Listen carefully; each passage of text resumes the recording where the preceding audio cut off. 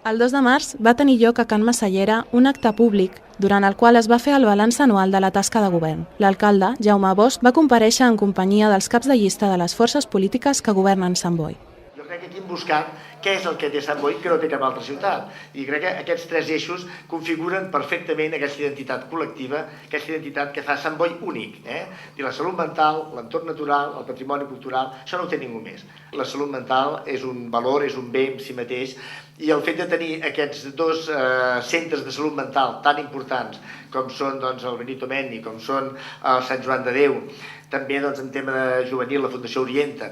Els dos hospitals són hospitals universitaris i en cada un dels hospitals també s'hi pot estudiar temes de medicina de psiquiatria, fer pràctiques, etc. Vam signar 12 institucions aquest conveni per potenciar Sant Boi com a ciutat de la salut mental. I això ha donat els seus fruits. Primer perquè la Generalitat ja cada vegada més ens reconeix i ens identifica. Quan parlem de salut mental parlem de Sant Boi.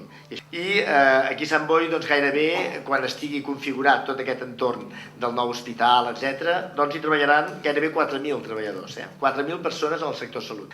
Després també en aquest eix estratègic de salut mental, la preocupació de cara a crear llocs de treball per persones amb malaltia mental. En total veureu que gairebé 500 persones, 500 places de centres especials de treball que permeten la inserció de persones que han de poder fer una vida normal i que també els hem de poder facilitar la possibilitat de treballar, de poder tenir una vida el més autònoma possible. Vam rebre 14,3 milions d'euros que vam poder fer 23 projectes, molts a la via pública i 65 actuacions. Abans de continuar, demano també, no demano això, agraeixo la comprensió dels ciutadans i ciutadanes que han patit, si entre cometes, les obres davant de casa, perquè sempre que es fan obres són molestes. I jo crec que mai hi havia hagut una actuació tan potent i tan de cop a la via pública com ara, perquè aquesta inversió era per fer-la durant l'any 2009. Per tant, hem tingut realment molts carrers aixecats. Jo crec que s'ha fet amb molta celeritat, perquè la majoria ha durat menys de 6 mesos. Jo crec que mai abans es havia fet una actuació tan coordinada. També m'agradaria agrair als serveis tècnics municipals. S'han pogut ocupar 280 persones, de les quals 100 han sigut nous contractes amb les empreses que han anat fent aquestes obres. Per tant, això crec que ha estat una actuació molt decidida que qualsevol de vosaltres, si passeja per la ciutat, veurà que hi ha hagut una transformació important. Tenim 2 edificis de bombers, el que és el parc de bombers de Sant Boi i el que és el comandament de la regió d'emergències metropolitana sud, el que ens permet tenir encara molta més cobertura amb els bombers. Amb la instal·lació d'aquest parc de bombers tanquem una mica el cercle de seguretat, perquè ara ja tenim de tot. Començant pels Mossos, la policia local, els jutjats, l'hospital, protecció civil, bombers. Jo crec que bombers era l'anella que ens faltava per acabar de lligar tot aquest cercle de seguretat per fer una ciutat encara més segura. Pressupost equilibrat, tresor reprovisionat, deute públic disminuït perquè no deixa de ser una càrrega. Bé, ara veurem com està la nostra economia. Mireu, el pressupost l'any 2007 eren 102 milions d'euros. L'any 2010, 78. Què vol dir això? Doncs mira que pel camí hem perdut 23 milions en aquests 4 anys i que això és gairebé un 23% menys. Doncs amb això jo crec que també he d'agrair a tot l'equip municipal aquí present, també a totes les forces polítiques, però també a regidors i regidors, l'esforç que hem fet a cada àrea amb aquesta disminució no baixar ni la qualitat del servei ni la quantitat del servei. Jo crec que hem sabut adaptar molt bé, fer aquest esforç de contenció pressupostària, que la situació ens fa ser els més solidaris possibles i els més austers possibles. I per tant, aquí hi ha hagut, jo crec, un gran esforç de contenció de la despesa, una altra manera d'entendre la despesa, crec que estem creant una cultura diferent d'entendre la despesa i que espero que, malgrat la crisi passi, que espero que passi, siguem capaços de mantenir aquest esperit. Però ens queden coses per fer, ara anem a veure els reptes, el camí de futur, què ens queda fer d'aquí a final d'any, què tenim ja més o menys encarrilat. Les polítiques de benestar.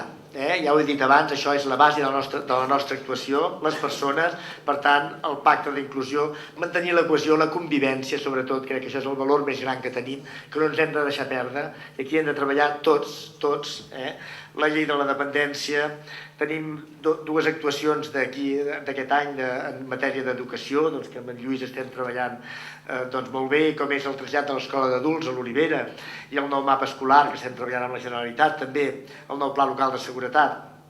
Les polítiques econòmiques, també hem de continuar amb els fòrums, en trobar aquests punts de trobada. La dinamització del centre històric, que també jo crec que amb els cinemes i els nous comerços agafarà nova vida, això és un repte que tenim, que totes les polítiques d'innovació, amb Innovaix, amb les empreses, també hem de seguir, el clúster de salut mental, la mobilitat, els aparcaments, els accessos, ja n'he parlat una mica, la variant, la rotonda, la nova línia de bus, els aparcaments, etc.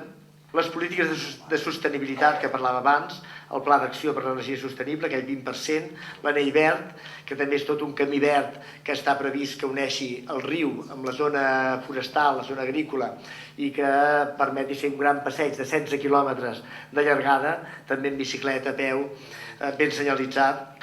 Doncs hi ha hagut un treball molt important de cara a elaborar el pla local d'inclusió i cohesió social.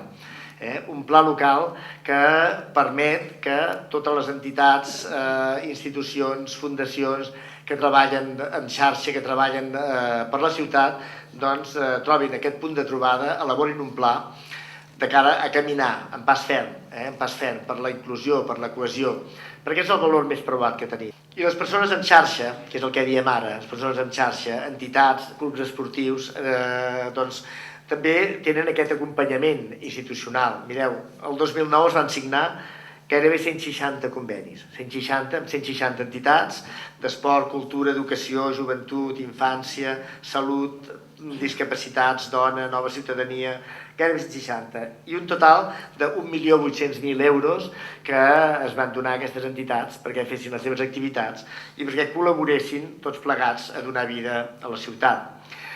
Jo crec que això és el més important. El fet de tenir una societat civil potent, una societat civil dedicada a la ciutat i que col·labora a donar-li vida, això és el que farà que la ciutat segueixi sent el que és.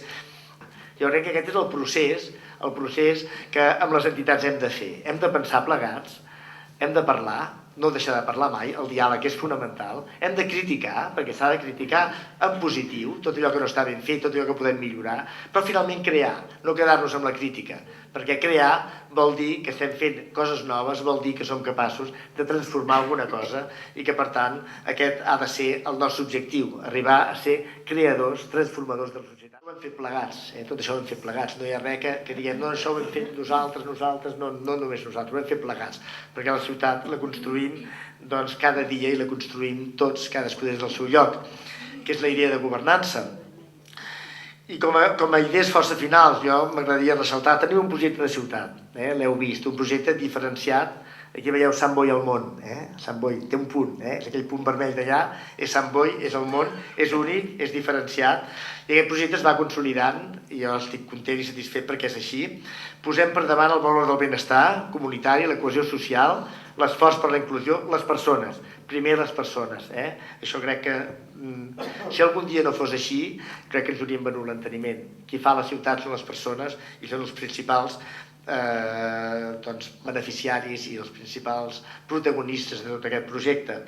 Tenim una administració de més qualitat, més receptiva, més transparent i tenim el repte encara de fer-la cada dia millor. Aquest és el repte, cada dia l'hem de fer millor perquè la podem fer millor. Jo crec que avancem per un camí de futur amb la governança com a model de ciutat, això que us deia abans, en xarxa, plegats. Ja veieu, els reptes són grans encara, però jo estic convençut que els reptes com més grans són, més forts ens fan i que plegats ho aconseguirem. Moltíssimes gràcies i comptem amb tots vosaltres.